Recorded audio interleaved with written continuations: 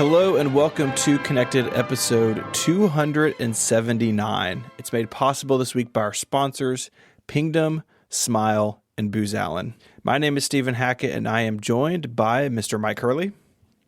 Hello, happy birthday. Happy birthday to you too. It's our birthday week. Birthday week. And Federico, your birthday is not this week. Well, happy birthday week to you both. Thank you. Yes. It is weird that we are several years different in age, but it is weird that it's the same week. It's many. It's strange. Yeah. Yeah, that's how calendars work. Like, even if it's decades apart, it can still be the same week. Thank you, Federico. Yeah. Fantastical 3. Let you know. Teach you that in your review? Mm-hmm.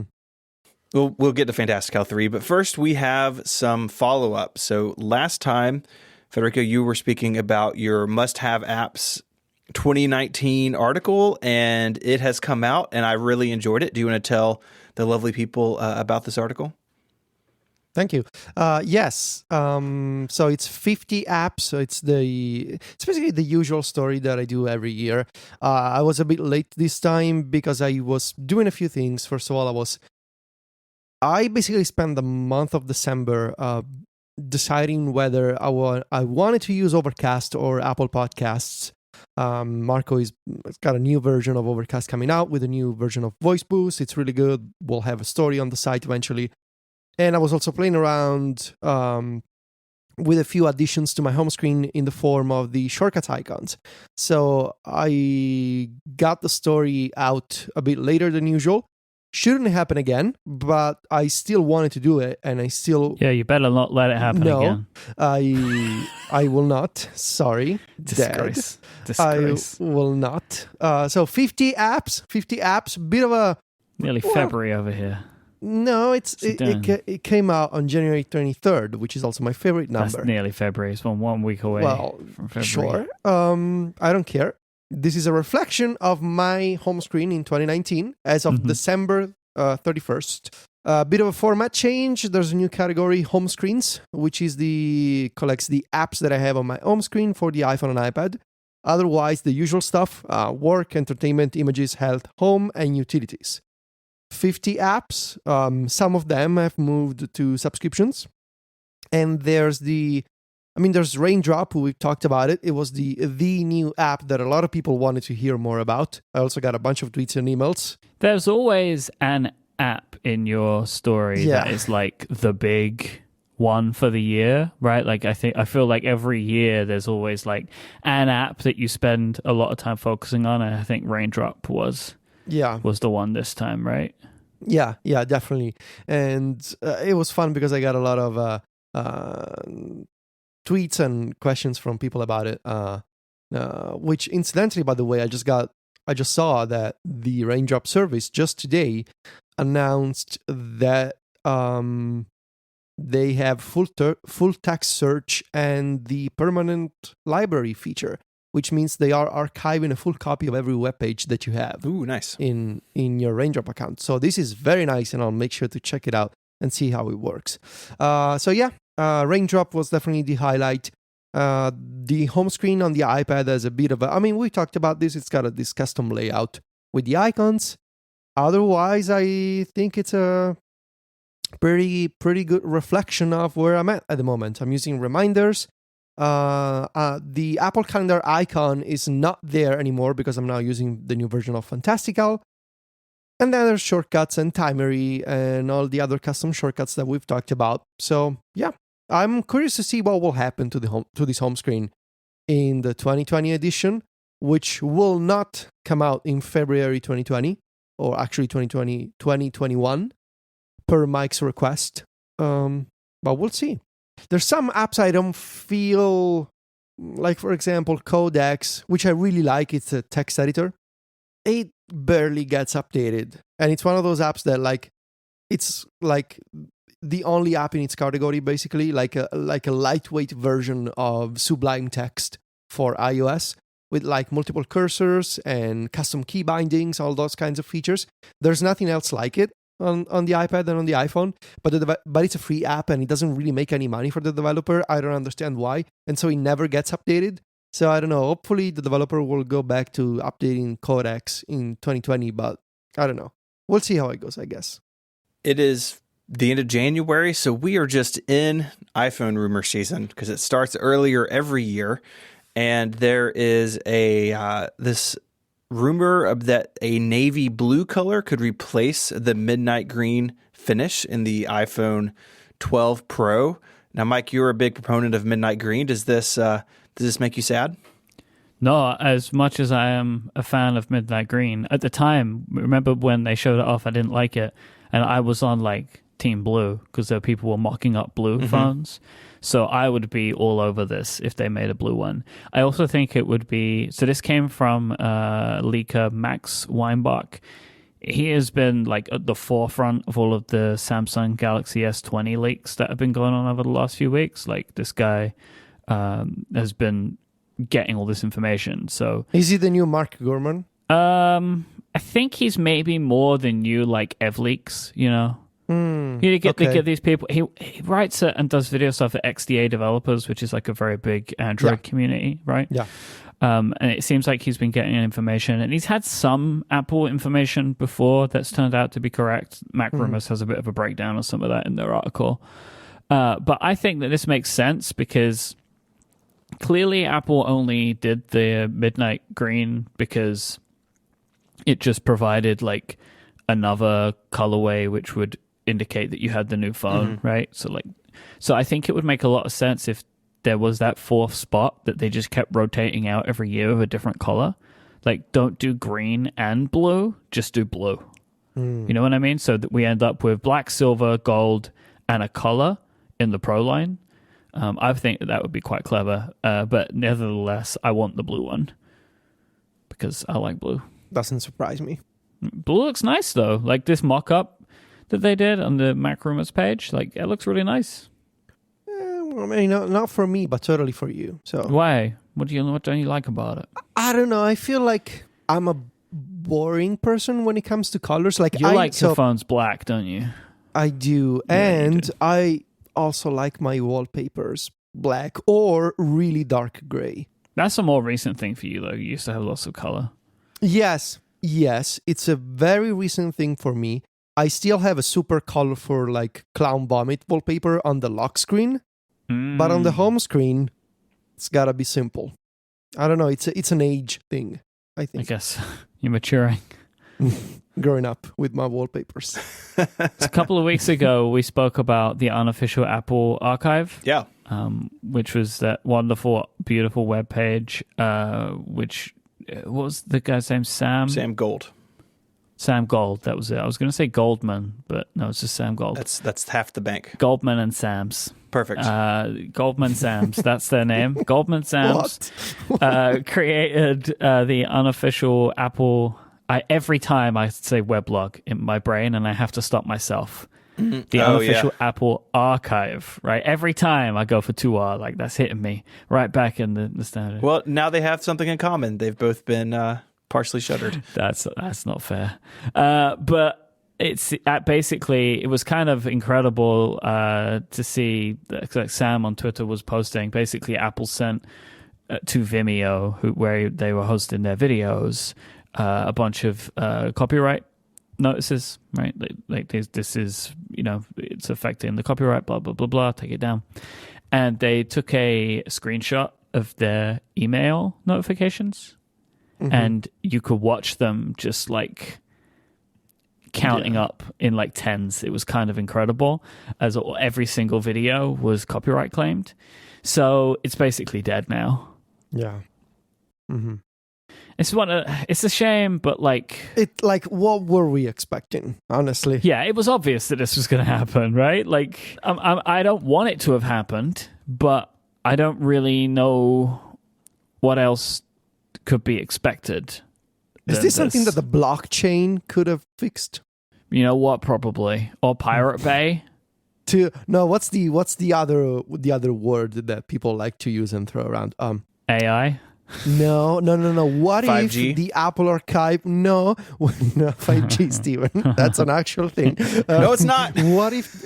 Yes, it is. What if the unofficial Apple Archive was decentralized?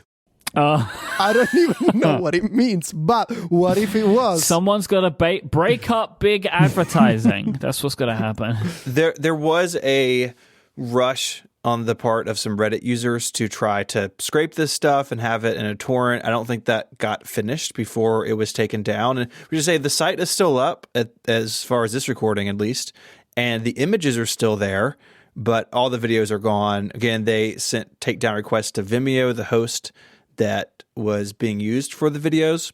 It seems to me like the photos I would imagine will follow at some point, but the most of the hard work that he put in, I would imagine, was on the video side, and it's a shame that it didn't last very long, but it's also not super surprising. Up until like a certain point, what is the problem?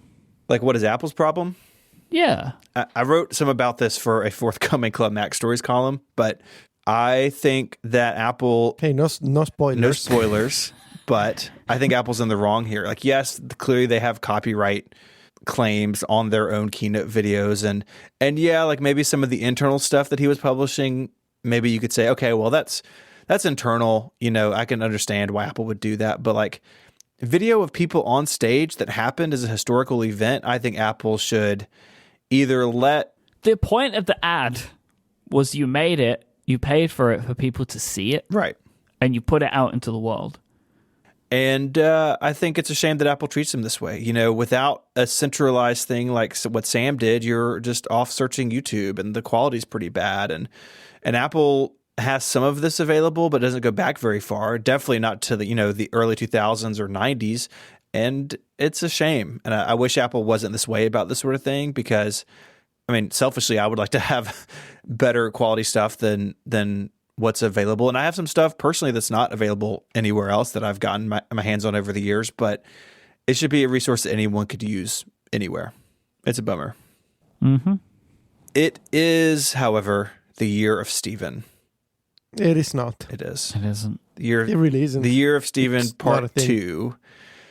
No. There was this thing in Forbes. We're going to link to the 9 to 5 article about it, where content creators on Apple TV Plus are going to be using podcasting to talk about their episodes. This is in conjunction with Little America, which I haven't seen any of. Is it even out? I don't actually know. Yes. So the people behind the series were talking to Forbes about why they worked with Apple and how they're going to be using podcasts to sort of build the story around the video content. And it's basically what we talked about in the prediction show. It's just sort of a concrete example of this happening. Or going to happen. It hasn't happened. But they spoke about, I think they were talking about the second season. So I don't know when the second season's coming out, but you might not get in this year, which could be, wouldn't that be beautiful, right? Like, they are doing it, but it's not going to be in 2020. That would be hilarious for no real reason, right, Stephen? That'd be funny. Well, it just means that 2021 is also the year of Stephen. I don't think it does, because the pick is gone. We've never spoken about this before, but I don't think we should reuse picks. You just keep going round and around and around again. We can just add another rule. Do we need to add that to the rule section of the Google document? I don't think we need to do it now. Well, I'm here. Regular rules. Well, then do it then. Picks we shouldn't be able to reuse picks. Cannot be reused. So there you go. It looks like that podcasts are coming. But we can also talk about the year of Mike, because during Apple's earnings call, Tim Cook didn't answer anything positively about 5G, but was asked questions about 5G and was doing the usual Tim Cook thing of like, we're excited about products in our pipeline. Like, it's coming, man. 5G on the iPhone this year. It's happening, and there's nothing Stephen can do about it. Are you ready to accept defeat, Stephen? There's a lot of year left, Federico. There's a lot of year left. A lot of year for you two proven wrong. September will be here before you know it. That's true. Time only speeds up. Well, that is follow-up. We made it. We survived through the follow-up tunnel. We have emerged on the station of our first ad break. Okay. This episode is brought to you by Pingdom from SolarWinds. Today's internet users expect a fast web experience. And no matter how good your content is or how effective your marketing may be, people are just going to leave if your website is loading too slowly. That's annoying to everybody. With real user monitoring from Pingdom, you can discover how website performance issues affect your visitors' experiences, so you can take action before your business is impacted. How your visitors experience your website differs depending on their browser, device, and platform that they're using. You can identify how visitors are experiencing your site so you can make informed optimizations and deliver great performance to those who matter most. And it's built to scale. Real user monitoring is an event-based solution. That means that you can monitor millions of page views without compromising the fidelity of your historical data or breaking the bank in the process. Get live visitor insights today with real user monitoring from Pingdom. Go to pingdom.com/relayfm right now for a 14-day free trial with no credit card required. And when you sign up, use the code CONNECTED at checkout to get an awesome 30% off your first invoice. Our thanks to Pingdom from SolarWinds for their support of the show. Federico, last week we spoke about what you were doing with your iPad. You have since had a Adapt episode come out about it, but do you want to confess your sins? Well, yes. So you may remember that a few years ago, we very, very kindly and lovingly somewhat poked fun at Michael for wanting to experiment with his iPad Pro. You're lying. A screen protector called the Paperlike. And it was all, done in good faith and lying. Just very, from out of the kindness of our hearts, we just, it made for good entertainment on the show. And lies. Here's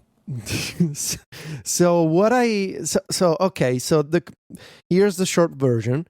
I am currently using the Paperlike screen protector on my 12.9-inch iPad Pro and a different screen protector on the 11-inch iPad Pro called the Moshi iVisor AG. I don't even know what the AG stands for, but it's called the Moshi iVisor.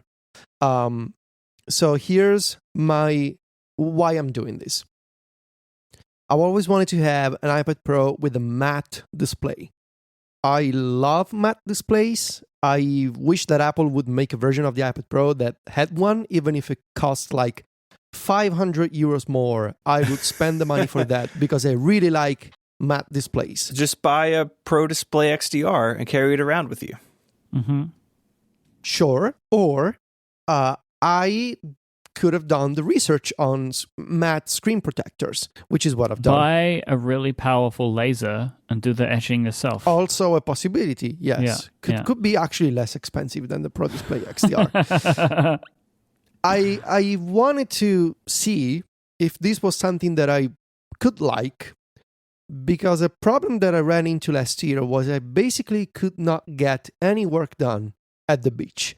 And yes, this is a first world problem for me. It's the biggest. I know. I spend a lot of time at the beach in the summer. You're just Italian. What do people want from you? Yeah. And I could have... I like the idea of knowing that if I want to, I can read my review, my iOS review that I usually work on in the summer, and read through a few chapters and do a few edits while I'm at the beach. It's basically impossible with the default display, the LCD display of the iPad Pro. Like even if you're under a beach umbrella with strong direct sunlight, the thing is going to reflect everything, and it's really hard to see. So I was talking to Ryan and I mentioned, I want to see if maybe this is a solution for me to use the iPad Pro at the beach in the summer, or in general, if I want to work outside, it's something that it becomes possible for me. So I ordered the Paperlike in two versions, in two sizes. But as I was waiting for the Paperlike, somebody listened to someone on Twitter. They listened to the Adapt episode and they recommended to me this Moshi iVisor alternative. AG. So I put in an order for that from Amazon US for the small iPad Pro. So now I'm testing both at the same time. There's a major difference between them. The Paperlike, it's called paper-like for a reason. It's got a paper-like texture. By the way, I just need to state this for a second because you were talking about this on Adapt too. This thing does not feel like paper, right? Like I just need to state that as a pen and paper user. It doesn't feel like paper. Oh, here we go. It just has a texture. It doesn't feel like It has paper. a texture. Yeah. Right? It doesn't feel like you're using a pen on paper when you use the Apple Pencil on a paper. Like it just has more of a texture. Like it's closer, but it doesn't feel anything like pen and paper. I just need to state that. It adds friction to the screen, which is nice. Like I think it is much nicer to use the Apple Pencil on this than on the regular screen. By the way, thank you, listener Veg from the chat room. AG stands for anti-glare. By the way, yeah, definitely. So AG is anti-glare. So the paper-like as a texture adds friction when you're using the pencil on screen, and it comes with a bit of an involved process for applying the paper-like to your iPad. Oh boy, does it. Let's just say there's a website that you need to visit, there's a video, there's a multiple stickers that you need to use, it's a whole thing. I would say whilst I agree it is very complex, they have really done an excellent job of making a complex thing followable. Yeah, absolutely. Yes. Like the actual experience of applying it, whilst difficult, is made much easier by how good their tutorial stuff is. And the packaging also, like all the different pieces are labeled and everything is explained very clearly. I had Sylvia do it, obviously, because I knew that I was gonna mess it up, do a whole mess. Yeah. And she was perfect. It's basically perfect. It's got no bubbles underneath the.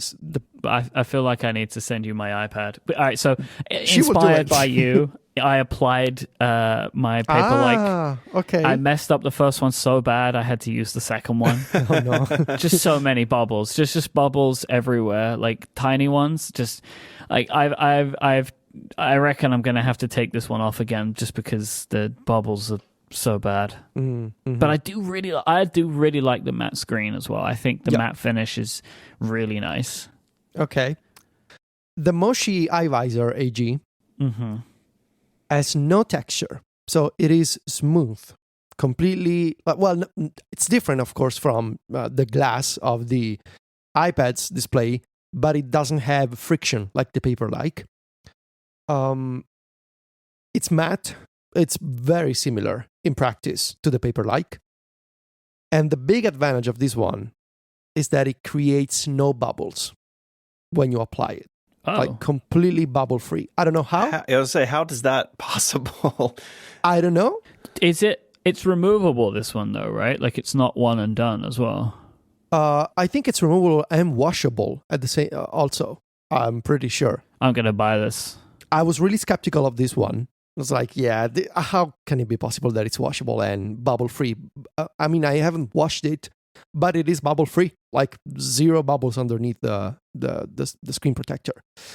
Now, if I knew that the Moshi iVisor AG existed, I would have probably gone with this one on the big iPad Pro as well. Now I have the Paperlike on, and I don't really. I mean, maybe she's listening to me right now. I don't really feel like I want to tell Sylvia, "Hey, you got to remove the Paperlike, apply a different one." Do you think if you removed it and replaced it with the iVisor, that she would realize? Probably, because she used the iPad Pro for drawing with the pencil for basically like 30 minutes. And if she's ever going to try again, she's going to notice the lack of a texture. So it's possible. What I want to say is that I was really skeptical of these screen protectors in general for one main reason. I was afraid they would change the color or like just the definition, the resolution of the image shown on screen. And while that happens to an extent, like text is, I don't know how to describe it, but it looks a bit different, but it's not as big a deal as I feared. It's totally usable. I've been writing with the Paperlike on my big iPad Pro for an entire week at this point. It's fine. And I love it. I love that it's matte. I love that it reflects less light. I think this is going to work for me, honestly. And the bigger point, I guess, is that all these modifications that I'm doing to my iPad Pro, we talked about the cover body Switch Easy case last week. I since have added also a silicone sleeve for my Apple Pencil. What I love, so to recap what's going on at the moment, I have a Smart Keyboard Folio with 4 metal kickstands in the back. I have a Switch Easy cover body case around the iPad Pro. I have this is a funny name. I got it from Amazon Italy. I think it's also available in Amazon US. It's an Apple Pencil sleeve. It comes in black and red. It's duotone, which is super nice to look at. But it's called the Aha Style pencil. Aha. Aha Style. It's all one word. It's the Aha Style Apple Pencil sleeve. That's AHA style. And the Paperlike screen protector. But what I like about this setup, so it's a lot of accessories, but I'm still using the iPad Pro with the Smart Keyboard Folio. Like, it's not like my iPad Pro is so rugged now. It's become like those OtterBox cases that like suddenly your iPad is now a full brick that you have to lug around. The increase in weight is minimal. Basically, the only weight that I added was the cover body case, because the kickstands and the screen protector and the Apple Pencil sleeve, they weigh nothing, essentially. So I'm still using the iPad Pro with the Smart Keyboard. It's still a pretty standard setup in terms of the writing experience. But it's so much more flexible for me, because with a matte display, I can work outside. The Apple Pencil sleeve, by the way, fits inside the opening in the cover body case, and it charges, and it connects, it pairs magnetically to the iPad Pro. But now the Apple Pencil is also protected. And I got the kickstands, so I have multiple viewing angles as well. So it is a completely custom smart keyboard setup, which is sort of, that was my priority. Like, I want to keep using the smart keyboard, but I also want to customize it to add a bunch of options. And yes, you can make the argument that, oh, look at this guy spending money to fix something that Apple should have fixed. Yes, I agree with you, but also I am a pragmatic person. So I took it upon myself to customize it, and now it works for me. And you, the complainer, have a smart keyboard that is not as flexible as mine. So I think I got a win situation over here for me. Don't you agree? I agree that you have a situation. Okay. Look, when you look at it, it looks like an iPad with a smart keyboard. Yeah. I mean, and if you take a closer look, you will see the Switch Easy case, which is, again, you just see the additional pencil holder, basically. And the metal kickstands are very strategically placed around stickers that I have all over the smart keyboard. So they are sort of a camo situation going on. You barely notice them. And otherwise, it is just a smart keyboard. I don't agree that you barely notice the stickers. No, it's a smart keyboard. Not it's the, a smart not the kickstands. Like you do you, man. Like, if it's pretty obvious that I would be excited for you in all of your things, but don't try and say that you can't notice them. You can. The kickstands? Yeah. Honestly, I don't like. I noticed them in the sense that they, like, the iPad, like, doesn't, like, when you put it on a table, It doesn't sit flat. It doesn't sit flat, but I don't care. But I guess it's balanced, so. Yeah, it is, because there's 4 of them, so it's balanced and it's fine. But yeah, I mean, and the best part, like, if I don't have to type or write anything, it's a smart keyboard. Now I just remove the iPad, and the Switch Easy case, it's easy enough to remove, and I got an iPad. So I think this is more flexible for me than something like a bridge keyboard. when I want to have an iPad in portable mode. All this to say that I'm really happy that I made fun of you for screen protectors a few years ago. I regret the mistake. Good. I can see the appeal now. It's still made for good entertainment on the show, so I do not regret the entertainment that we provided, because that's what we do. But I will say that I understand now why people like it. Regardless of the texture and whether it feels like paper or not, having an anti-glare matte display is very nice. Should be a default option on the iPad Pro. I would pay serious money for it. You seem pretty happy, right, about all of this. Mm-hmm. You did not seem very happy on Twitter a couple of days ago, and I wanted to ask you about it. You tweeted the following: "I've had enough of Google's broken, intrusive, user-hostile AMP pages that are constantly shoved down my throat in mobile search results. I can't stand them anymore. I'm trying DuckDuckGo again for a while." Wow. Yeah, How's that going for you? Also, can we yeah. talk about AMP? Can we talk about that for a minute? Well, we can. I believe it's the worst thing that has ever happened to the mobile web. How often are you seeing that? I feel like I don't get AMP. Every single day. Yep. All the time. I am so fed up. But let me ask, though. I want to ask. I feel like I need to understand this. Yeah. Because I only ever realize I'm on an AMP page when I need the URL. Oh, no. But I don't feel like I notice most of the time. I can tell because the scrolling is weird. And what is that? What do you mean by that? I'm just intrigued. I'm not saying you're wrong. I'm just intrigued. There's a bunch of issues. On the iPad Pro, usually when I open a Google AMP page, half of the screen is blank, is white, and the article is displayed with a smaller font on the left side of the screen, because it's completely broken for some websites on the iPad Pro with Safari at the moment. Explain that again. When I open several AMP websites on my iPad Pro, the result is a page that has the right half of the screen completely blank, white, with no content.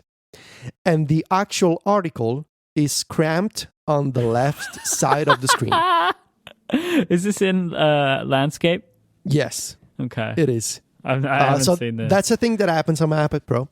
Of course, the regular annoyance of being unable to share the actual permalink of a web page. On the iPhone, I can tell when I'm visiting an AMP page because it does weird things to scrolling the page. Like it's not the native Safari scrolling, the native WebKit scrolling. It's different. Text selection is usually weird. Using extensions from the share sheet becomes impossible because they ingest the google.com AMP URL instead of the actual link. And there's just a lot of weird things that happen in terms of rendering and scrolling and the interaction. So not only do I believe that my main problem with AMP, and we've talked about this years ago, I was actually quoted, and this is not to brag, it's something that I've been thinking for years now. I've been quoted in the New York Times when Mr. I originally complained about this. Yes. It is such a short-sighted view of the web from both Google and website owners. And I see this all the time of like, you have a website and instead of making it better, and by better I mean like, don't use 50, 60 different trackers or, have published web pages that weigh 60, 70 megabytes. Have all kinds of user hostile behaviors going on. These websites, they embrace these technologies that are supposed to make your website better. This applies to Google AMP. This applies to a service that I saw yesterday that launched called Scroll that lets you pay $5 a month to browse certain websites without ads. Well, guess what? The best way to readability. Readability's back. Yes, it's basically readability that failed miserably. Remember they were sending checks to website publishers a few years ago, and I got mine. The mail was like $70. Well, thank you, readability. And they would, if you didn't sign up to claim the money, they'd just keep the money. Yeah, they would keep it. Well, guess what? The best solution to have people come to your mobile website actually is make a good mobile website. Don't track people, and if you really want to, like, I have a single thing on my website, Google Analytics. I don't have 60, and 60 is not an exaggeration. There are programs that let you see how many trackers you have on certain websites. You want to have one analytics service because you need the metrics, fine, but don't publish web pages that eat up your data connection. That's just ridiculous. Don't make a good website that respects people, that behaves in a way that a good website should behave, and you don't have to use all these different plugins and all these different services. Make a main website that works well. You can have ads, but just, and maybe this is just my way of thinking, and maybe it's a limited worldview, but it's my opinion. So I do not disagree with the large point that you're making, but like the reason is because a lot of websites can't make money without those types of ads. Like that's why it exists, right?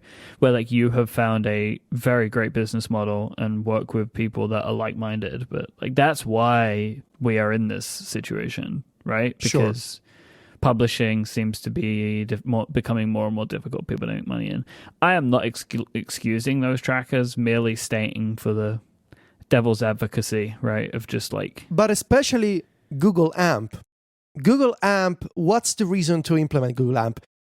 Google AMP is, and I'm going to say this, I take full responsibility, Google AMP is basically extortion from Google. In what way? In a way that they obviously promote in search results websites that use AMP stuff, right? They have a whole thing for news that like you tap on an AMP result and then you can swipe through multiple websites. But like, what is Google's benefit though?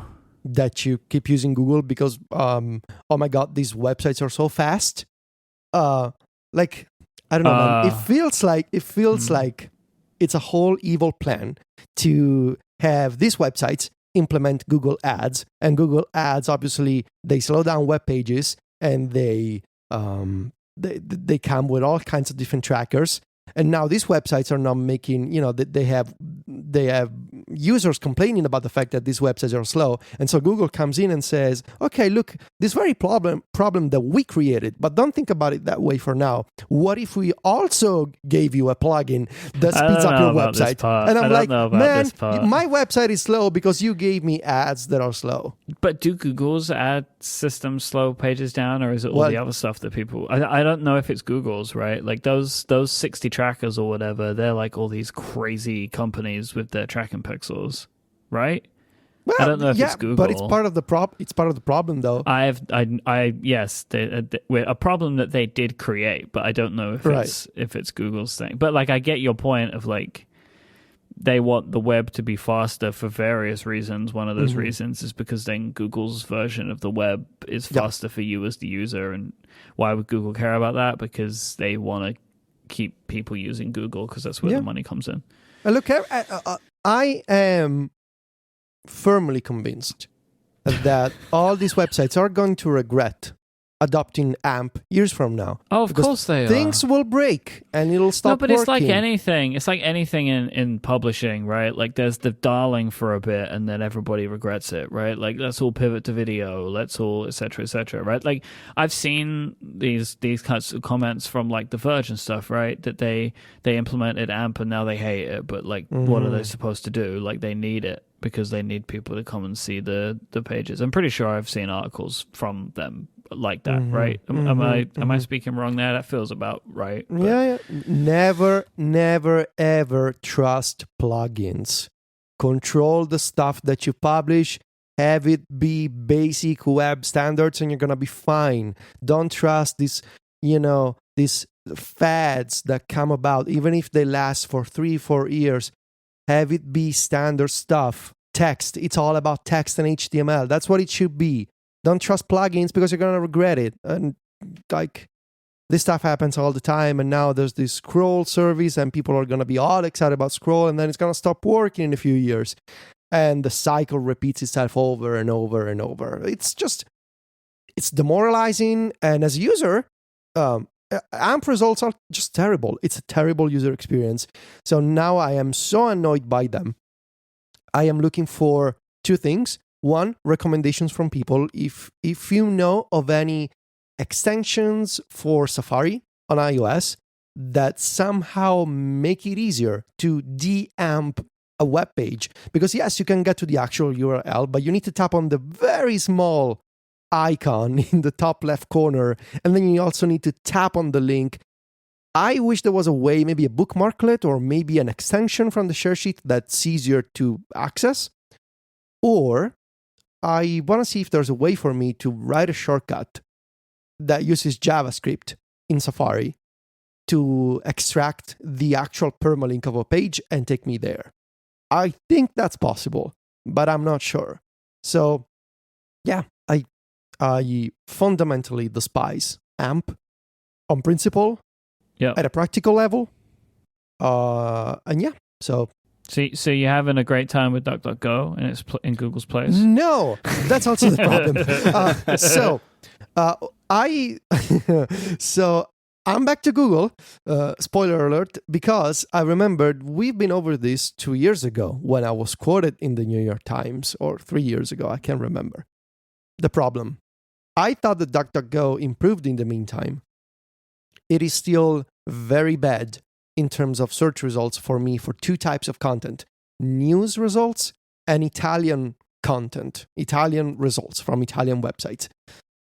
News, I realized I use Google a lot for. I type something in Safari, and either I see the top news at the very top of the standard search page, or I select the news tab on Google.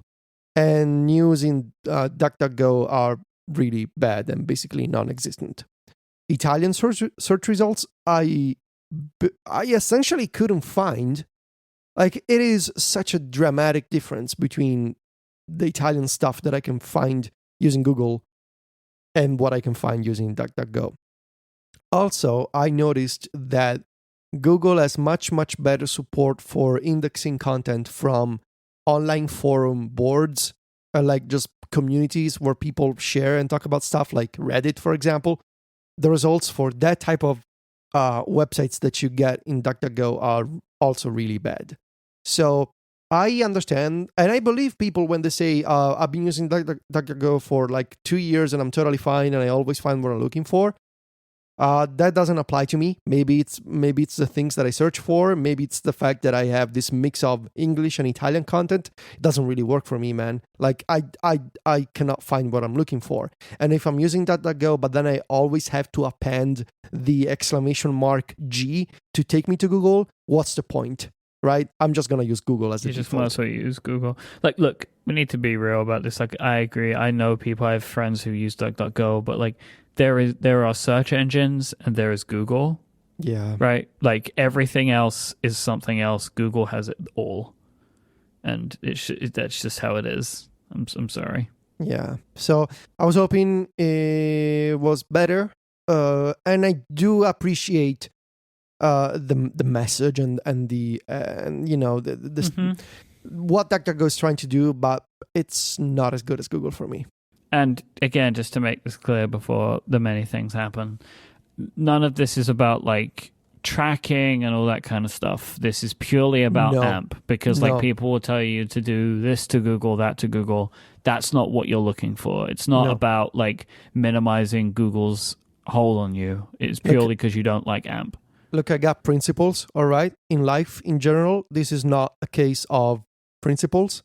It's just a pure personal problem with search results. Well, the principle is you hate AMP. Yes, that's the my principle. guide. My North Star is I hate AMP. How do I get rid of AMP? I thought using a different search engine would be a solution, but no, it isn't.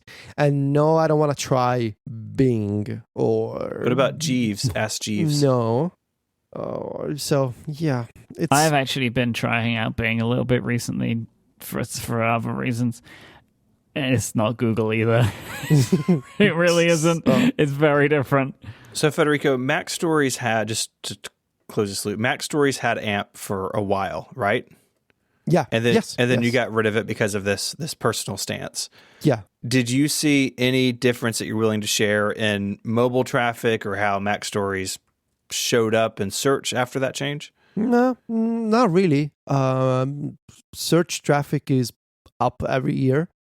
It's doing fine when for some results were on the first page of Google.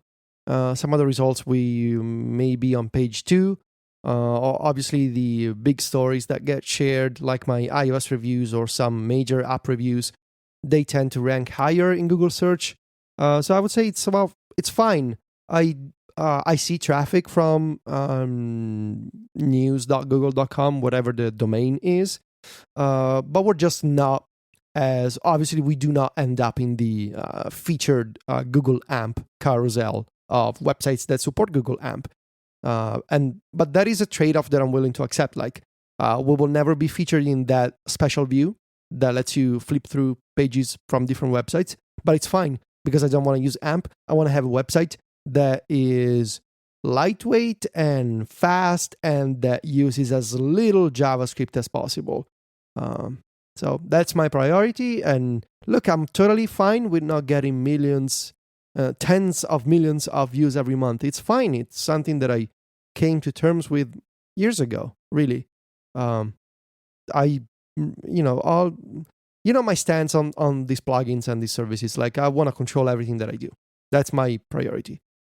And so we tried AMP years ago for like a month and then realized this is stupid.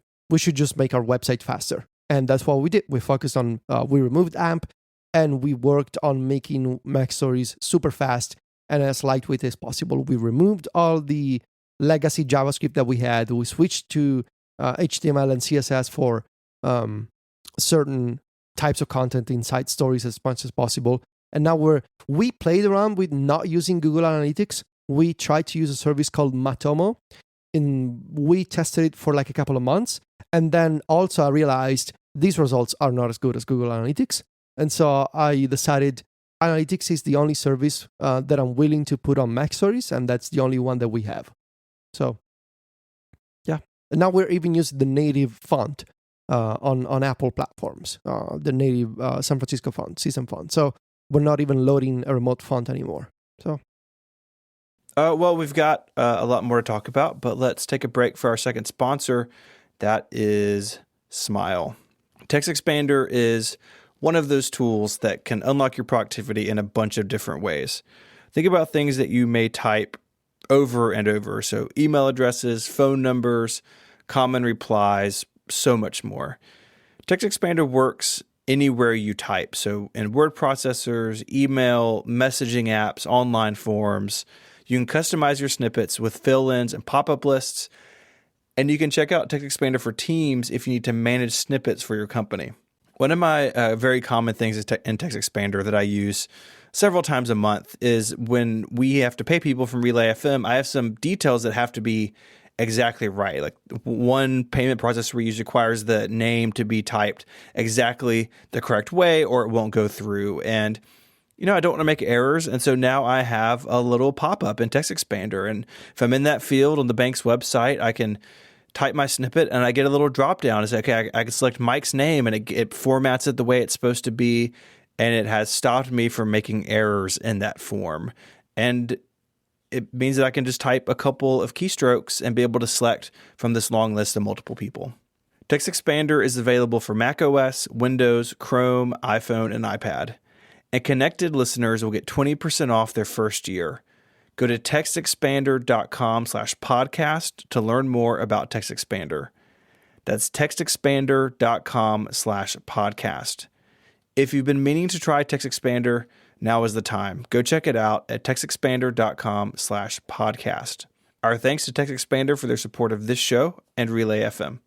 So this week marks the 10th anniversary of the iPad keynote. It came out in March or April, several months later.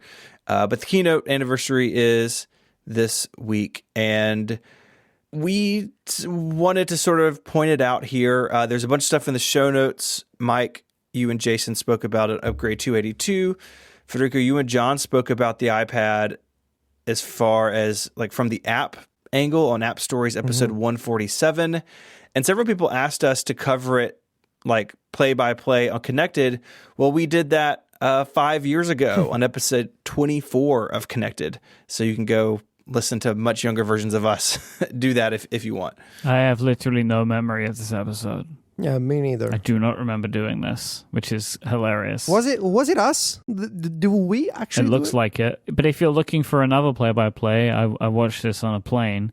Stephen watched the entire thing, which was wonderful. Yeah, so I did like a commentary track sort of thing and posted that on YouTube, and it was fun to rewatch it. It's wild how much of the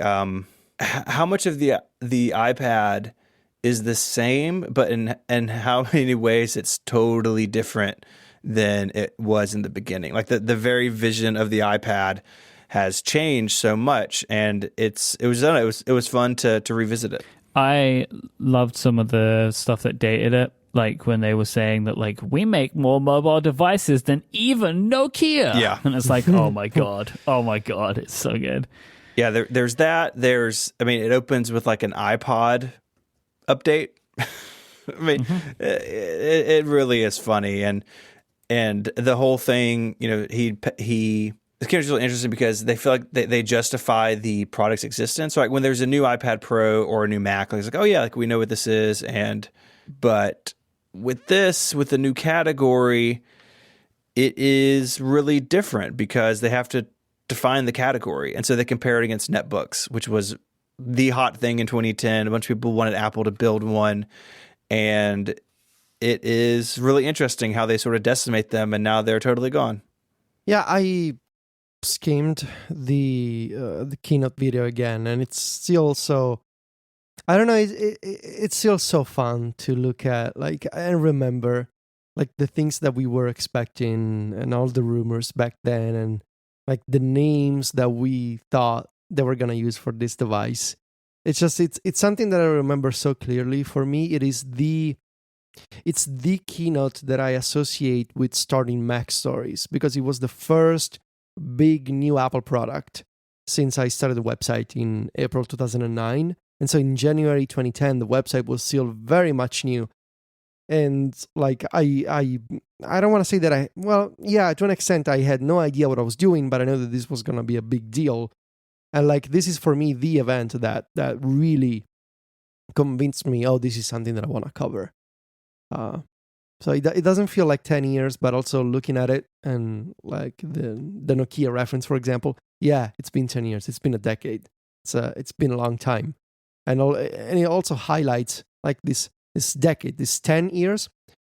We talked about this last week, I think, but you can see the clean break in the middle in 2015 with the iPad Pro. Like, you can absolutely see the separation between the first 5 years. Like, the first couple of years, the first iPad and the iPad 2 and the Retina iPad 3, which was called the new iPad, and then basically nothing. There was the iPad 4, and they did the iPad mini, but the software really suffered, and Apple made no new apps basically for the iPad. And then the iPad Pro came out in 2015, but Apple was already a very different company then. So it feels longer. I know that it's, that's not how it works, but to me, if the time between the original iPad and the first iPad Pro in 2015 feels longer than from 2015 to now. Well, because we were kind of stuck in limbo. It was stuck in limbo. Yeah. I mean, the introduction of the iPad mini was a big moment, but the regular iPad was just like, this is what it is, and that will be it for a while, right? Like, and it really was like that for a long time. And then, they brought like a Retina screen to it. They made it lighter. Like, they made this sort of changes you'd expect, but it needed the change that it got in 2015, which then changing to the iPad Pro then trickled down to the rest of the iPad line, making all of the other iPads better in the meantime as well. And look, I'm just gonna address the elephant in the room and say it.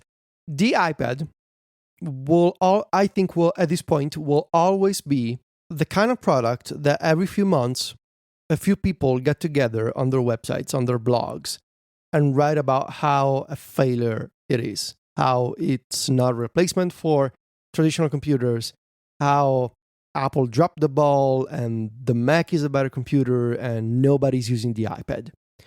I think this has happened so many times already. It happens. It's a cycle that repeats itself multiple times a year, almost on a regular, predictable schedule at different times of the year. Usually, in the winter, right after WWDC, and sometimes in the fall. It can be twice or 3 times a year, but it's a very regular schedule. That some people it flares up and everybody starts talking about the iPad again, how much of a failure it is, and it's a tragedy, and then it blows over again. Now, I don't feel like, and specifically, I think Mike and I, we've talked about this topic so many times we've been doing the prompt and Later Connected since 2013. We've been talking over 7 years about this topic so many times that there's nothing that we can possibly add to the conversation that we haven't already said, which is, and I think Mike agrees with me, it's fine. Like, the iPad had problems. Apple got to a better place with the iPad Pro. But then if you don't want to use it, you don't have to use it. We're not saying that it's a us versus them situation. Like, if you want to use a Mac, it's fine. We just enjoy using the iPad more personally. Like, it's our personal preference. And personally, I do not believe that nobody is using the iPad as others would have you believe. I think that's inaccurate. But there's nothing else that we can say. If you don't like the iPad, we're obviously not going to change your mind. Yes, it's got problems. There's some features of iPad OS that could use a lot more work. But I personally don't believe that the iPad is, at the moment, in an unusable state. I strongly disagree with John Gruber about, on his article about iPad multitasking. I think, yes, it could be improved. I do not think it... But it's also ignorable. Yeah. Like, if you don't want to use iPad multitasking and you want to use your iPad as one app at a time, you don't even have to set that mode where you do one app at a time. Like, because it's kind of like, if it's so undiscoverable, you should never discover it by accident, so it shouldn't be a problem for you, right? What I think it's funny is that every time this cycle repeats itself, and there's the latest installment of these stories, people feel compelled to tell me about it. And while, Don't you know? Don't you know, Federico? You must not know. It's kind of silly, really, that you've been using the iPad all this time, but yet you don't know how bad it is. I feel sorry for you. That's what I think it is a very funny phenomenon that happens every single time. Of like, I'm just minding my own business and, I'm doing my job and I'm writing my stories. Every once in a while, I give people an update on how I've been using the iPad and the things that I'm doing with the iPad. But it's not like I spend my life constantly obsessed with proving a point about the iPad. Like, every once in a while, I have a story, or maybe we talk about the latest accessories that I've bought, but then that's it. Like, I'm not on a mission. I'm not on a quest to prove a point. I had a point to prove years ago, and that was it. And now it's like, it's what I don't understand. It's this, oh, don't you know that you're wrong? How can I be wrong if it's working for me? So this, we need to show you the truth of, like, we need you to see the light is what I don't really understand. Like, this, people just want to help you, Federico. And that's like this insistence on, why don't you accept our help and don't you change your opinion, that I think is really, it's a really fascinating psychological thing going on. But it's like, imagine the opposite.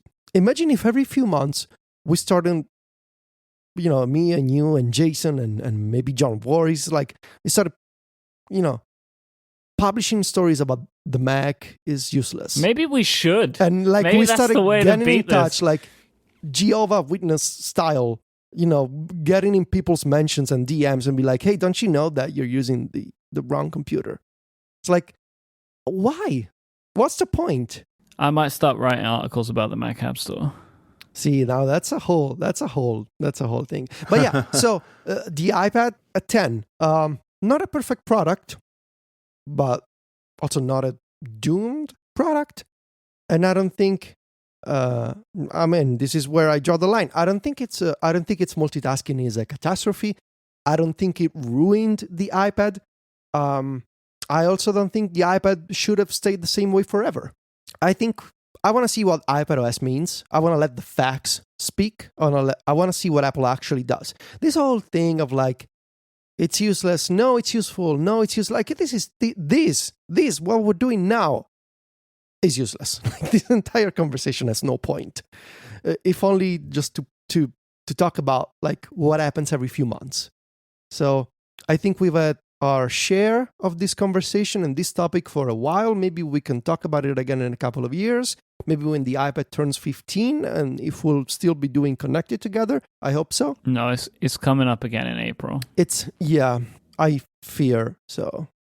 Because there'll be another news cycle like this one, right? And I know that you're working on it because April is the anniversary of the product's release.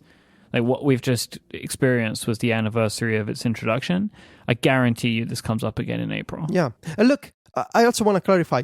I don't mean that because we like the iPad, we shouldn't hold Apple to a higher standard and complain about stuff. That's the point.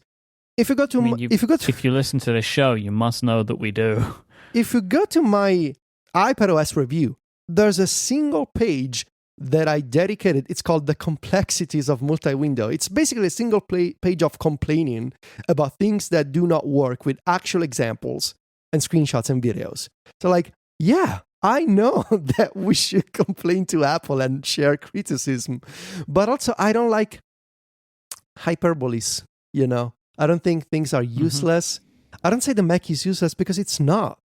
It's got problems and it's, I apply my taste and opinion to judging it, but it's not useless. So it's black and white, I don't like it.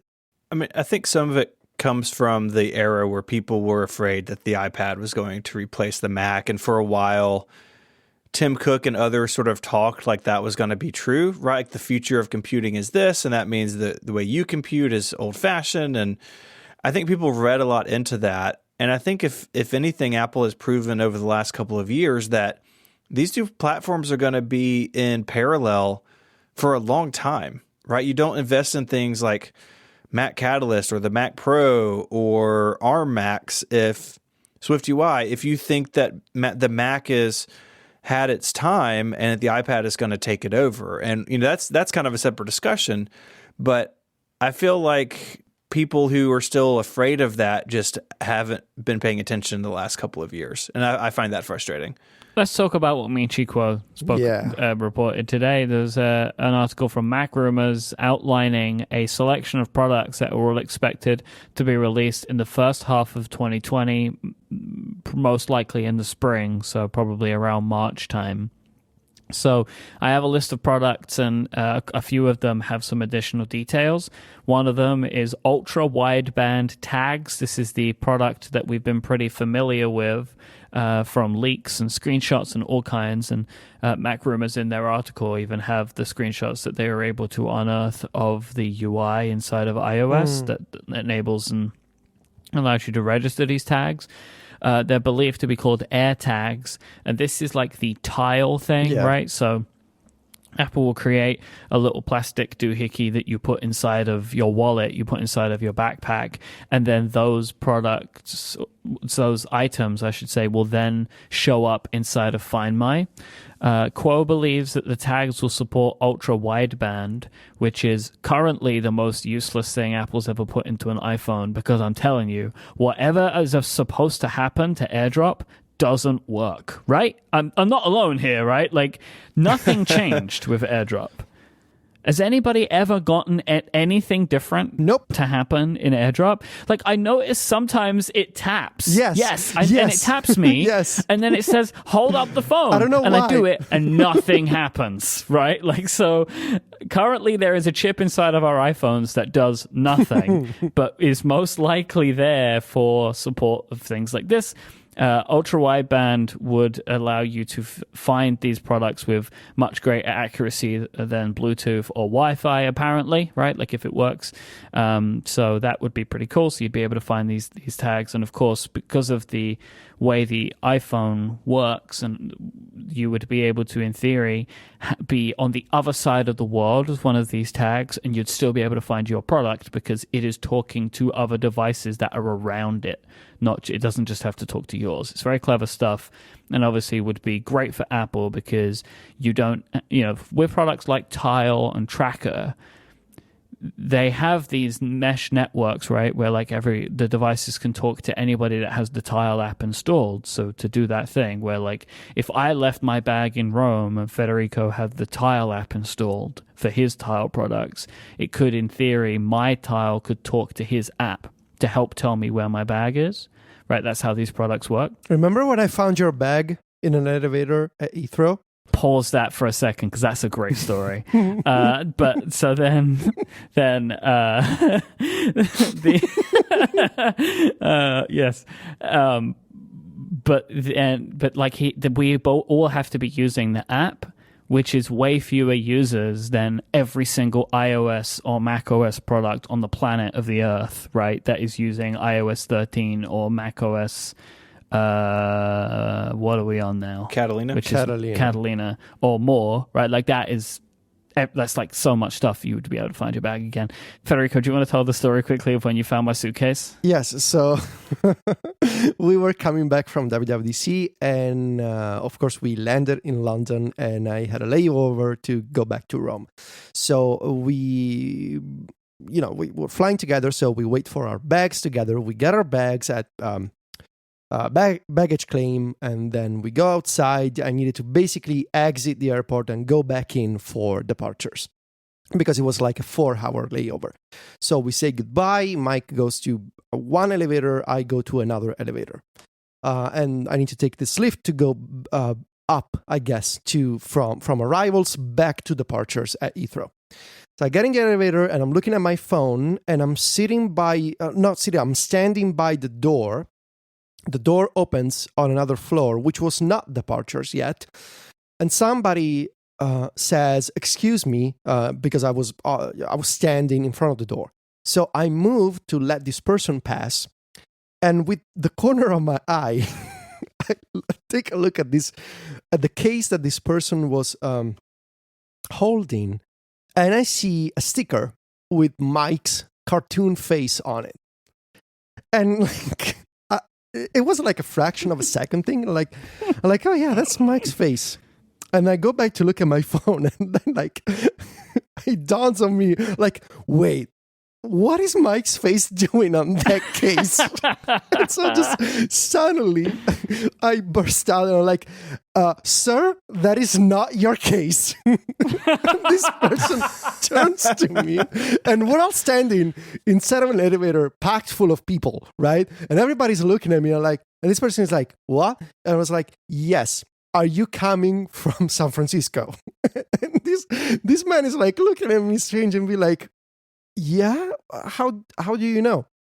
Like, so that is I'm like, and again, everybody's looking at me, and I'm like, that case is my friend's case. I know that because of the sticker. So what we're gonna do now is we're gonna exit the elevator, and I'm gonna call my friend because he definitely has your case. And so everybody's looking at us, and we get out at a like parking level. Definitely not the departures floor. And I call Mike on the phone. And so this guy is still standing there with Mike's case and looking at me like I'm some crazy person. And I call Mike and I'm like, Mike, your case that you have with you is not your case. I was very confused by all of this. And Mike was like, what? Like, And then when I get there, so I go find Federico. Like, luckily, I was just about to get on the train, but hadn't yet. And I get there, and this guy's like all annoyed at me. But the thing was, he picked up my bag first. And the reason I know this is because I got to the carousel and I saw my bag, but it was like it had passed me. So I just let it go, right? Like I let it go back into the thing and come out.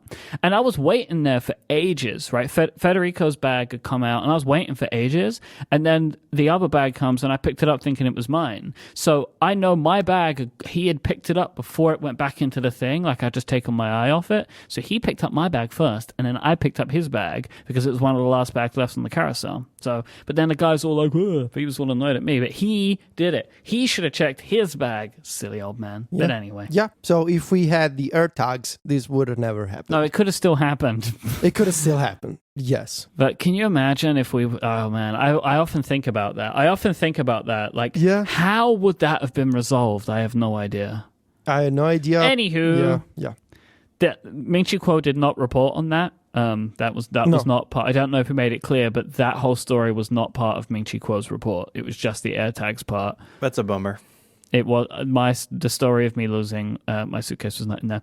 Here's a fun one. I was talking about just like 2 weeks ago with you guys. High-end wireless headphones coming in the first half of the year from Apple. HeadPods are back, baby. HeadPods. There's no more details on this one, except to say that these things exist. But it makes sense, right? It makes as much sense as it made then. Actually, probably more, right? The AirPods Pro seem to have done so well. It makes so much sense for Apple to just keep making all the great headphones.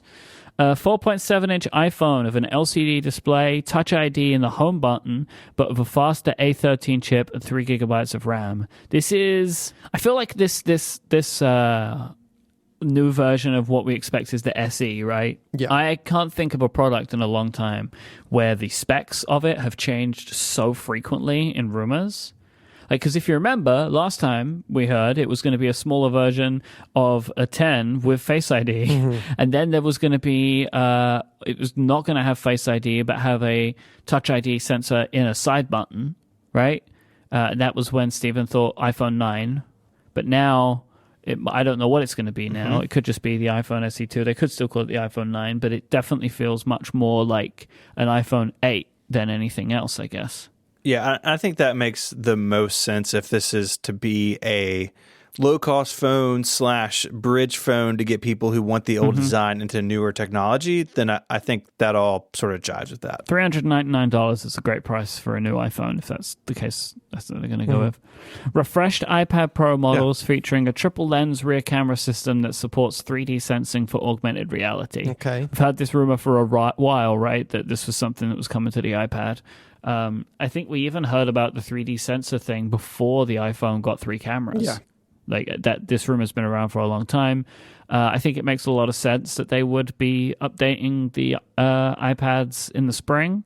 But I think it is really going to be interesting to see whether they get many more substantial updates, including 5G radios. Like, I think that's the key part. Quo didn't really say anything more other than this.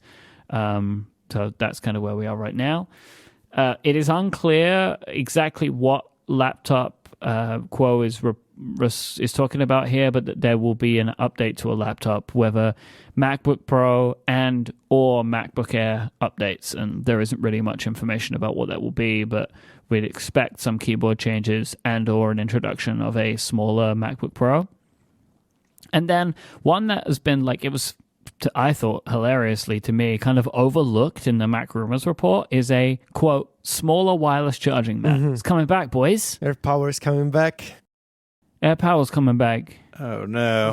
Why smaller? Like smaller than what it was supposed to be? Because it's not going to be AirPower. It's not going to be AirPower. They're just going to make an Apple charging mat. I tell you what I think it is, right? Qi charging only. Yeah.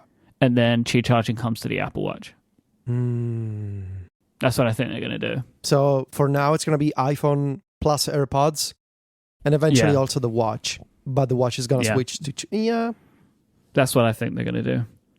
Can the Apple Watch switch to Qi charging, though? Who knows, man. If they can put a Qi charger inside of the AirPods case, I'm sure they can put one inside of the Apple Watch. I don't know. But I do feel like it's not AirPower, right? It's not.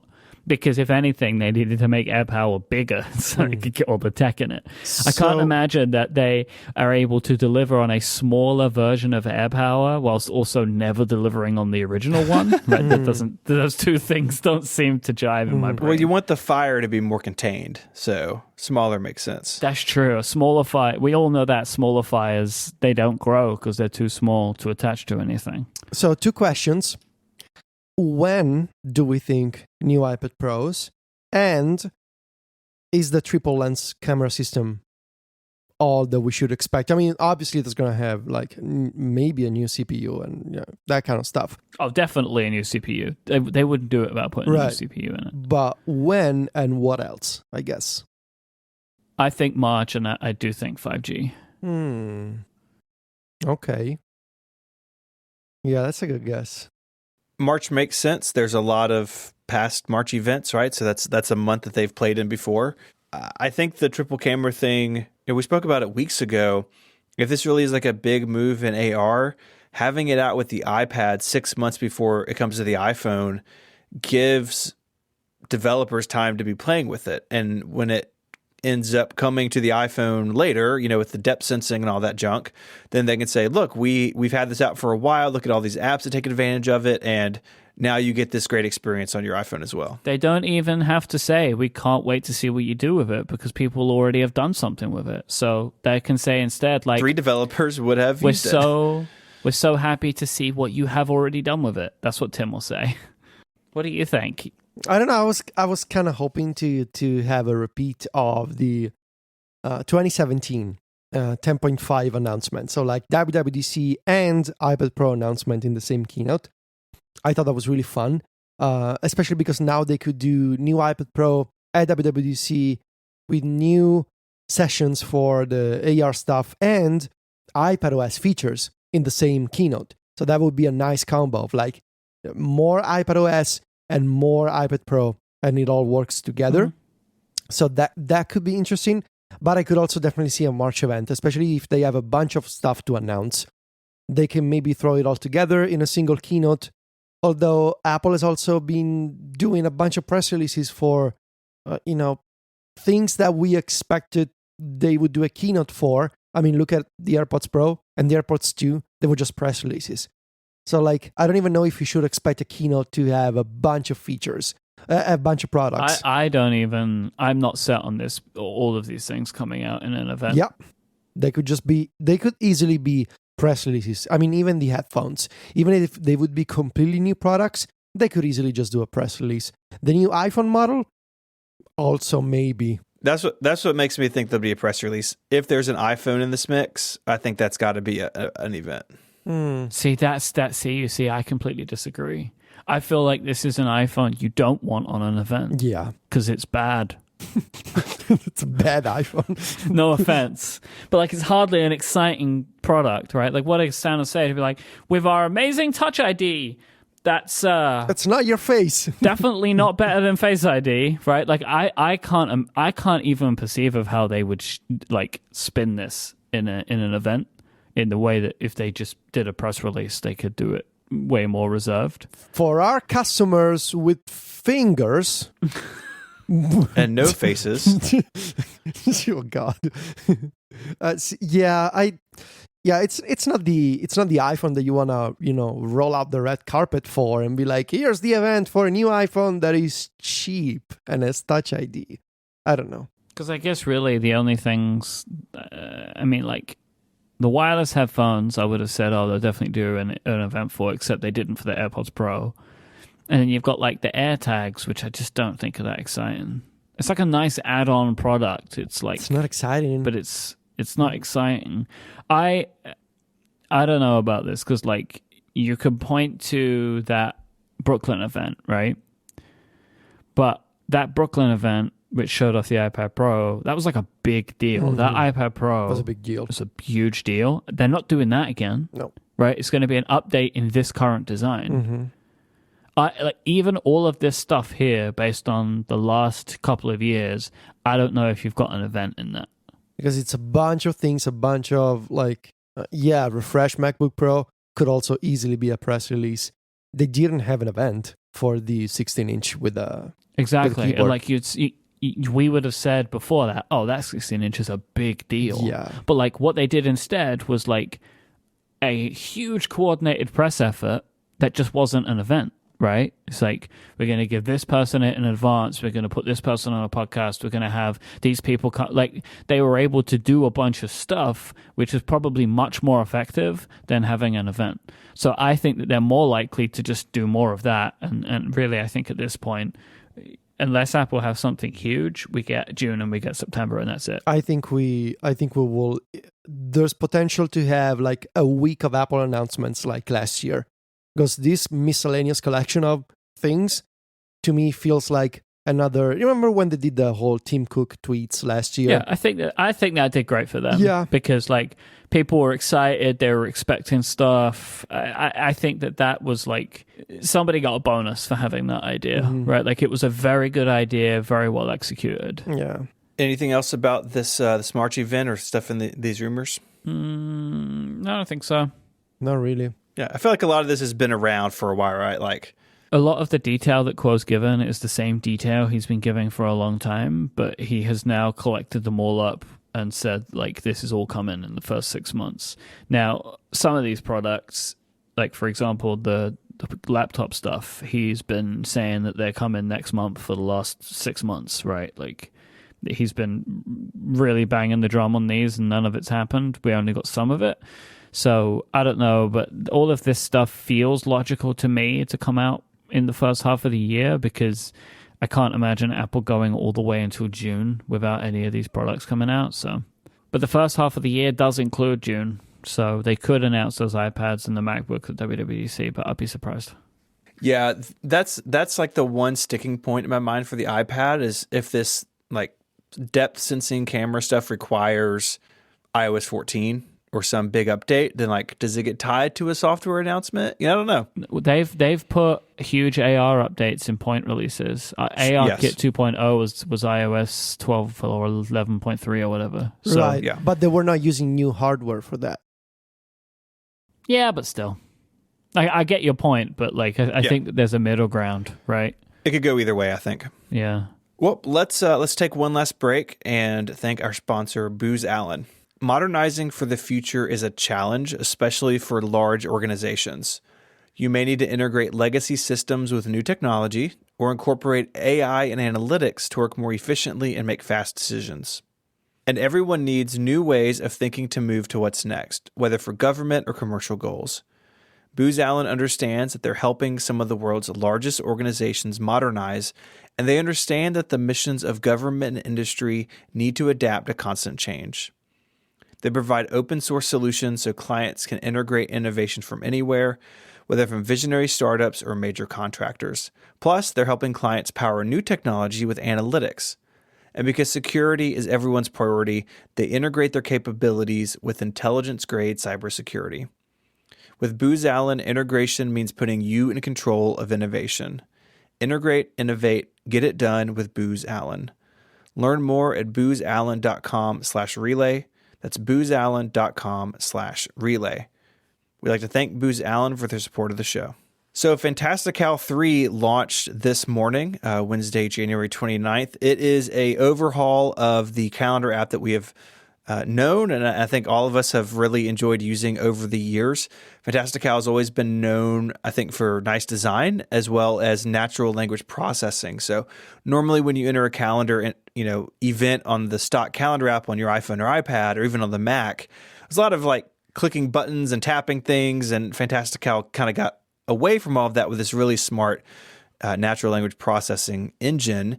And version 3 brings a lot of new stuff. Federico, do you want to walk us through what's new?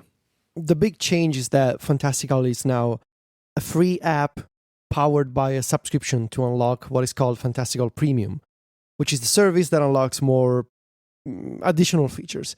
And on iOS, it's a universal app that runs on the iPhone, runs on the iPad, and it comes with an Apple Watch version. And in terms of feature highlights, I guess there's now a consistent design across platforms. The iPad version looks like the Mac version. Finally, they got rid of that month view that they had before. That's gone. There's support for calendar sets everywhere, and they sync with iCloud. Finally. Also, finally, used to be a Mac only feature. Now it's available even on the Apple Watch. You can pick a calendar set. There's a new full screen views on the iPhone and the iPad.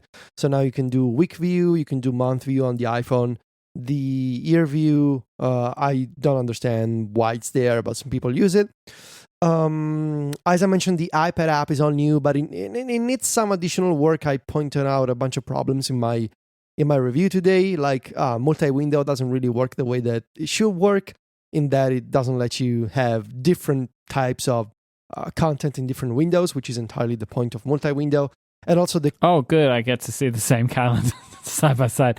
How great! Like as soon as I saw multiple, I can see what they're going for. Like, right. I get the point, right? That you can then have your calendar next to your email and the calendar next to like your message. Like I get that, but you really want to. Sometimes it would be nice to maybe compare two different sets, right? Like that. Yeah. So yeah, it would be good if they make that change. Yeah, exactly. Like as soon as I saw multiple windows, I was like, yeah, I guess I'm able to have one calendar in a window and another calendar in another, but no, that's not possible. And also the keyboard, the keyboard shortcut selection is really bad in the iPad app compared to the Mac version. Like you cannot even switch between calendar sets with keyboard shortcuts, which is too bad.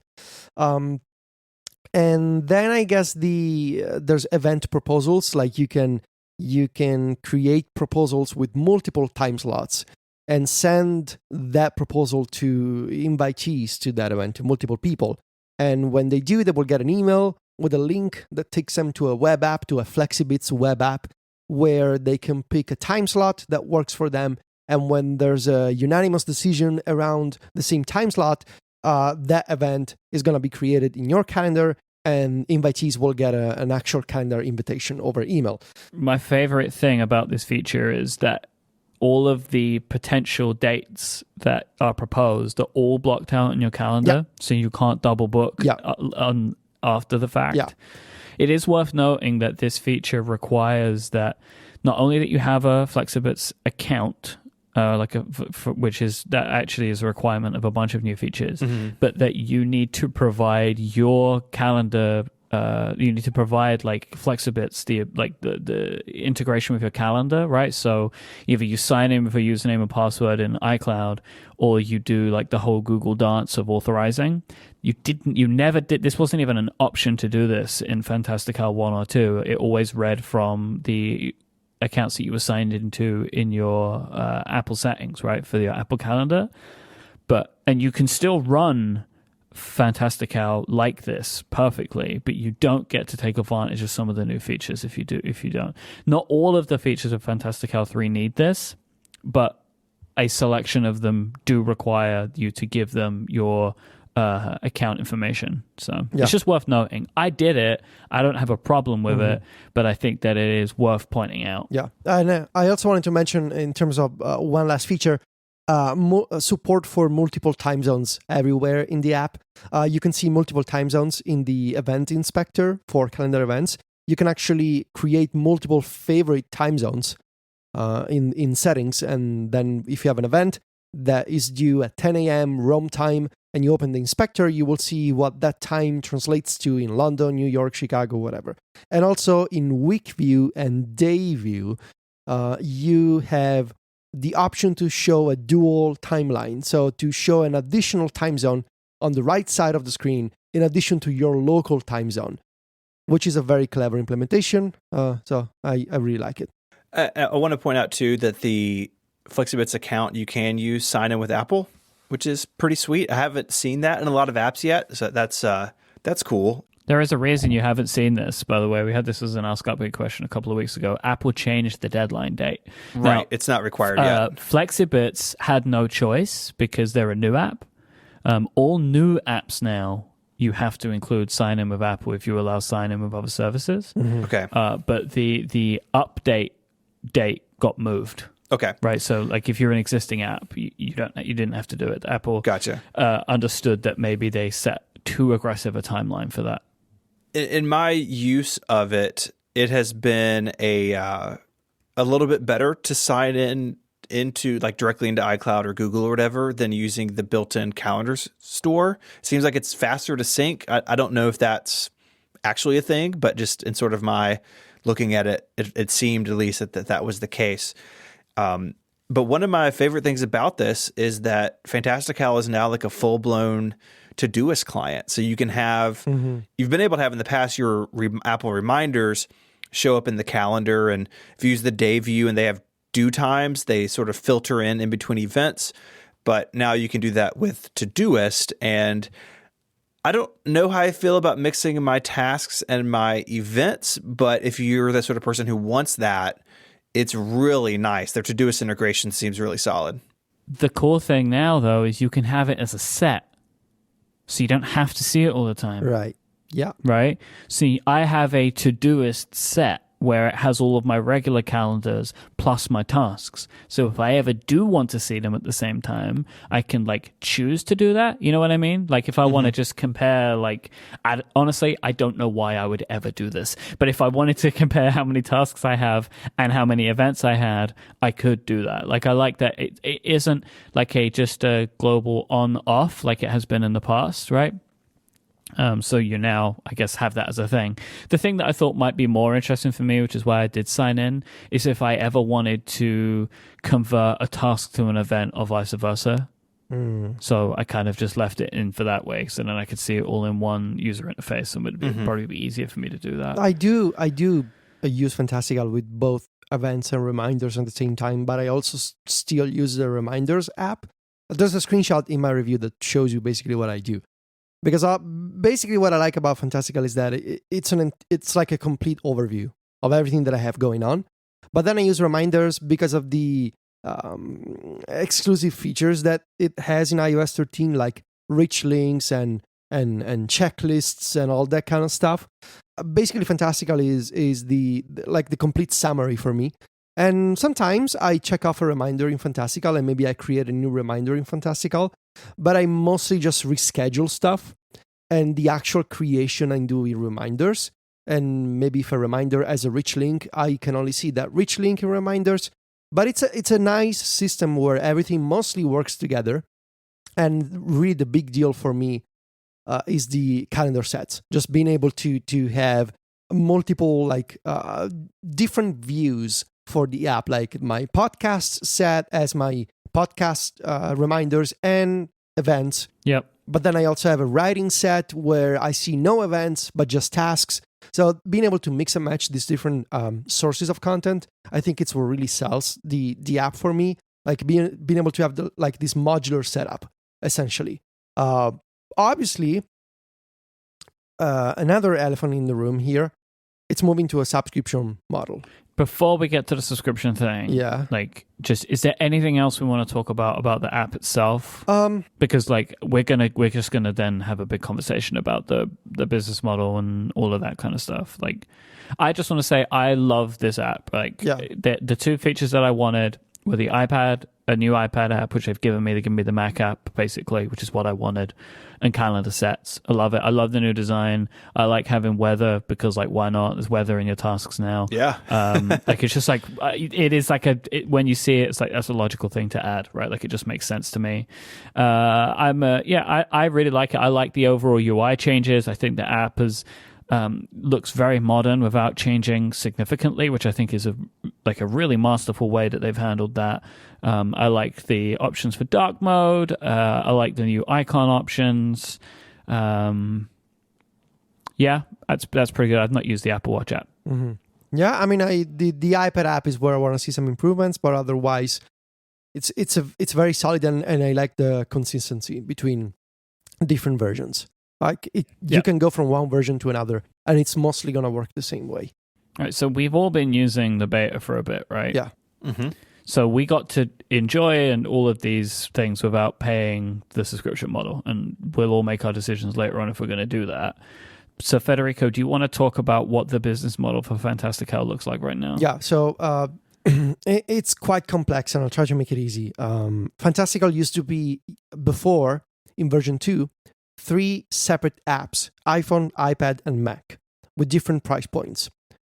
Fantastical, the new Fantastical or Fantastical 3, however you want to call it, is a single Fantastical that can be downloaded for free, and a single subscription called Premium unlocks the premium features across all platforms. And you can subscribe at $5 a month or $40 a year.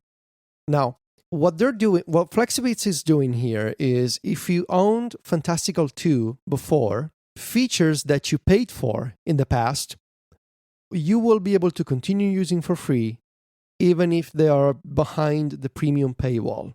Now, this transition, this upgrade flow, is applied on a platform by platform basis. So if you owned the Mac app, which offered calendar sets before, and you upgrade your Mac version of Fantastical from 2 to 3, you will keep using calendar sets for free, even if they're now, in theory, part of a premium subscription.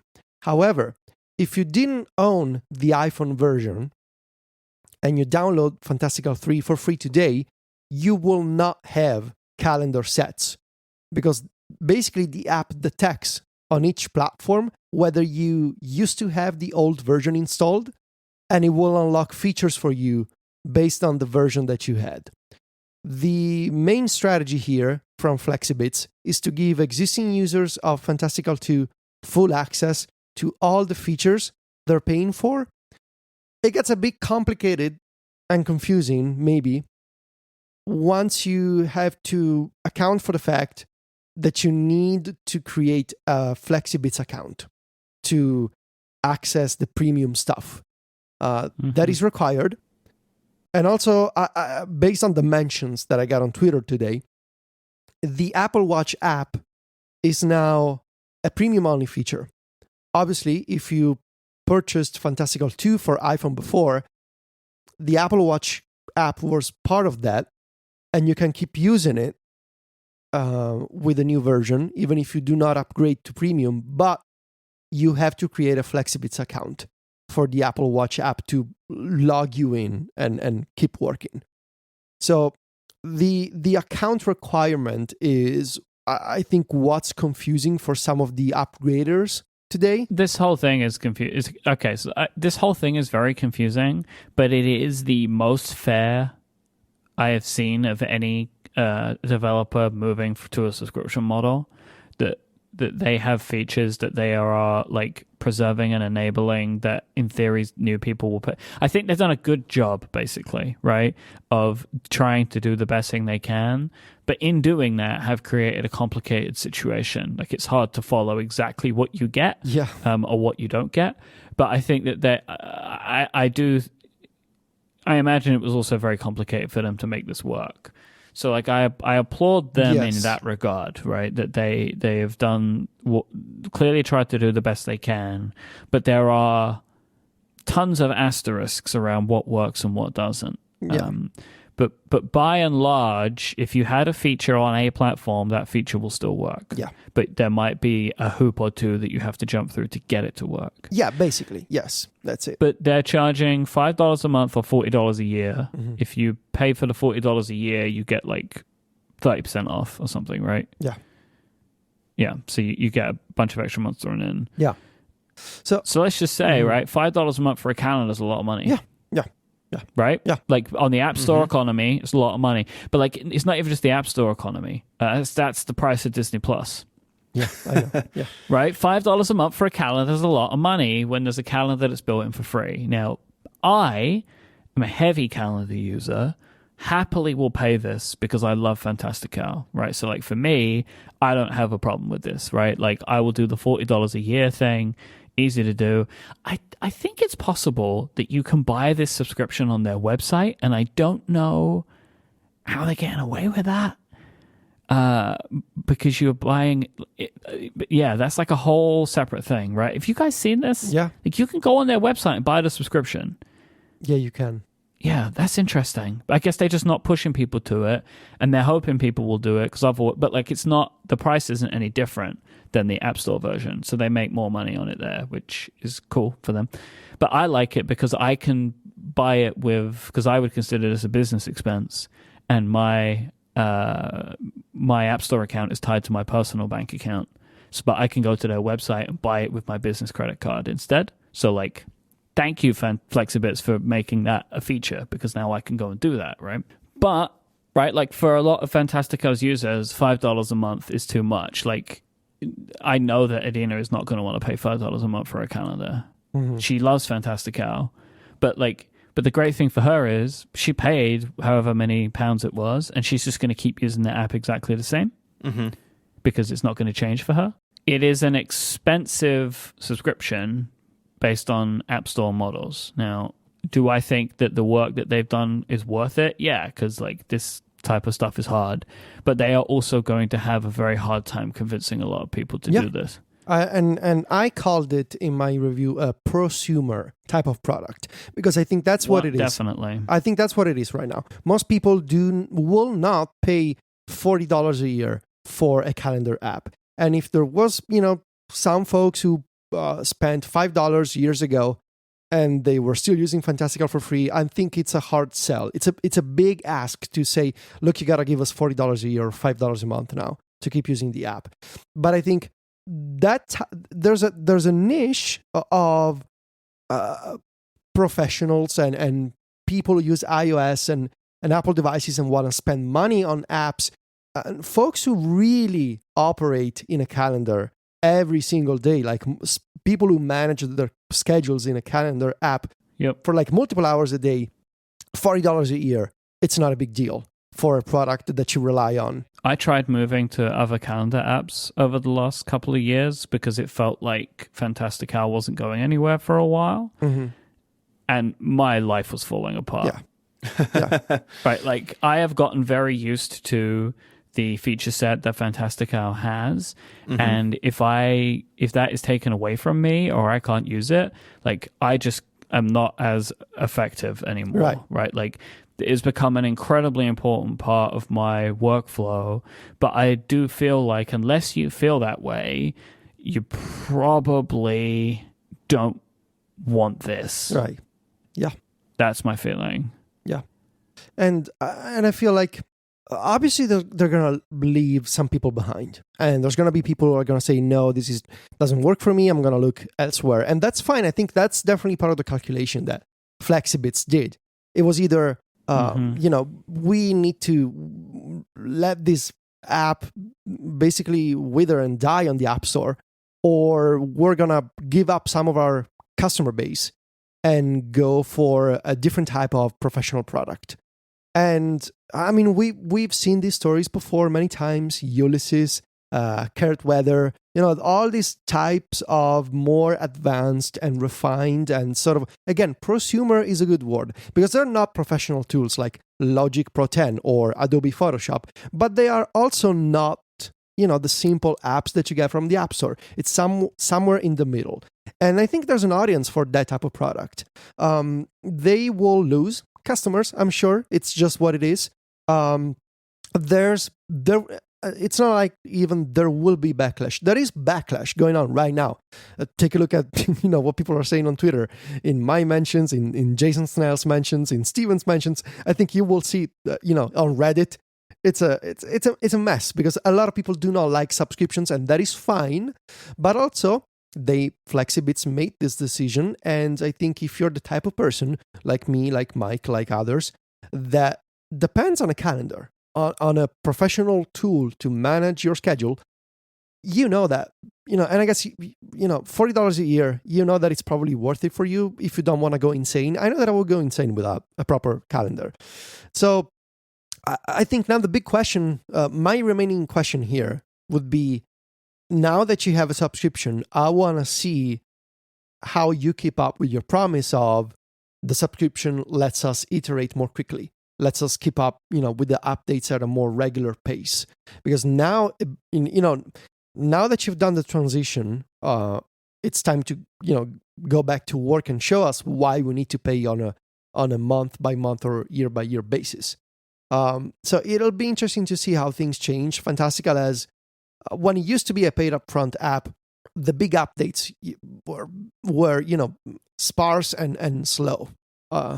It's always been that type of product. Very few releases, a lot of bug fixes and updates, but in terms of feature additions, it was an app born in a different era when you made a new version and then you had a bunch of updates and then you had to make a new version and charge people again.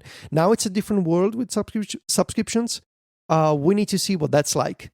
Some developers have done a reasonably good job at moving to this new business model. Again, look at Ulysses, look at Current Weather, constantly adding new features and improving how their apps work. Timery, another excellent example with the Timery Club. Now we got to see how Fantastical deals with this type of different schedule, because we've never seen Flexibits do this before. So yeah, it requires lots, right? Like Timery is a great example. Joe, the developer of Timery, is adding new features to that app all the time. Like big new features and like lots of refinements. Like he's got some stuff in the current beta around shortcuts that has allowed me to completely re-architect all of my shortcuts, and they're all way better and smaller. Oh yeah, I gotta check that out. Oh, they're so good, Federico. Yeah. He's added some. We'll talk about it after the show. So it's really great, and that is an app where like.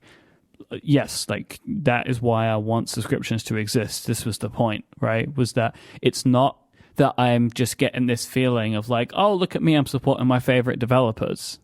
It's no, this is a business to business transaction here. I am paying you a monthly fee for support and for new features, and that now you don't have to wait a year to build them all up. You just give them to me as you have them. That's kind of what should be happening. So I want to see that, because as we said, there was a long drought between Fantastical 2 and Fantastical 3.